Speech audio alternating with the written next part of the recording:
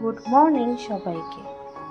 আজ সকালের জল খাবারের জন্য একটু বানাবো সাবুদানা পোলাও। পোলাও বানানোর জন্য এরকম বড় সাবুদানা নিতে হবে। তারপরে এই সাবুদানাটাকে ভালো করে জল দিয়ে ধুয়ে নিতে হবে। এইভাবে ভালো করে ঘষে ঘষে সাবুদানাটা কম করে 3-4 বার ধুয়ে নিতে হবে।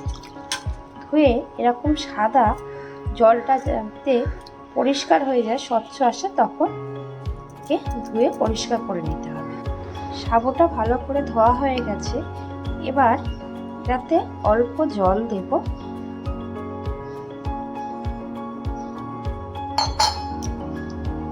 ব্যাস এতটুকুই দেব যাতে সাবুদানাটা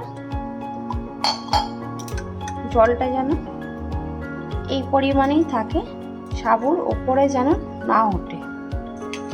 এবার এই সাবুদানাটাকে 2 ঘন্টার জন্য ভিজিয়ে রাখবো। দেখুন 2 ঘন্টা পর সাবুটা ভিজে গেছে আর এরকম একদম হয়ে গেছে।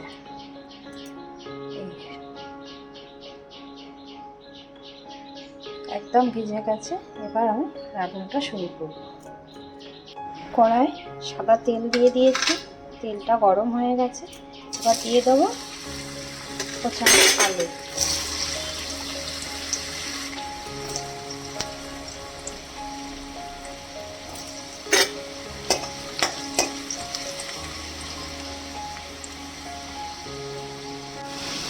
দিয়ে দেবো কোচানো গাজর কুচি। আপনারা চাইলে অন্য সবজিও দিতে পারে। আমার ঘরে এখন অন্য কোনো সবজি ছিল না, তাই আমি শুধু গাজর দিলাম। আর দিয়ে দেবো কাঁচা লঙ্কা চেরা। আমি কিছু কাজু আর কিশমিশ এর মধ্যে দিয়ে দেবো। আর দেব স্বাদ অনুযায়ী লবণ,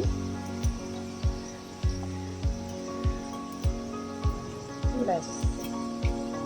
আর দেব 1 চিমটা হলুদ। যেহেতু পোলাও, একটু হলুদ হলুদ না হলে ভালো লাগবে না, একদম সামান্য দিয়েছি। ব্যাস এবার একটু নেড়ে নিচ্ছি। আলুগুলো ভাজা হয়ে গেছে। আমি আগে থেকে গুঁড়ো করে রেখেছিলাম একটু চীনা বাদাম, ঠিক এইভাবেই গুঁড়ো করতে হবে, বেশি ড্রাই করলে হবে না। এবার দিয়ে দেবো সেই উপকরণটা।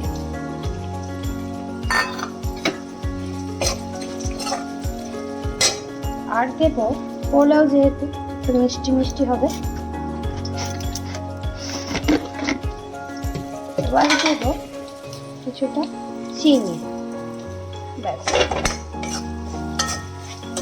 এগুলো এবার ভালো করে মিক্সড করবো।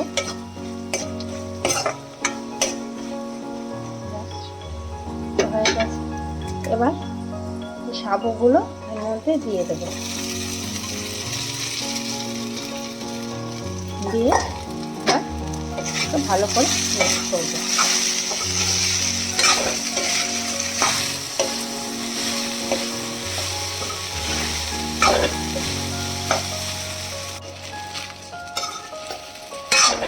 কত সুন্দর, একদম ঝরঝরে, একটু কড়ার গায়ে লেগে যায়নি। এই যে যখন এই সাবুটা দেবেন মনে রাখবেন যেন গ্যাসের ফ্লেমটা একদম লো থাকে, না তো লেগে যেতে পারে। এবার আমি একটু গরম মশলা ছড়িয়ে 1 চিমটে, একদম, যদি আপনারা চাইলে নাও দিতে পারেন, আমি একটু দেব। দিয়ে এবার এটাকে নেড়ে ব্যাস গ্যাসের ফ্লেমটা বন্ধ করে দেব। ব্যাস রেডি আমার গরম গরম সাবুর পোলাও।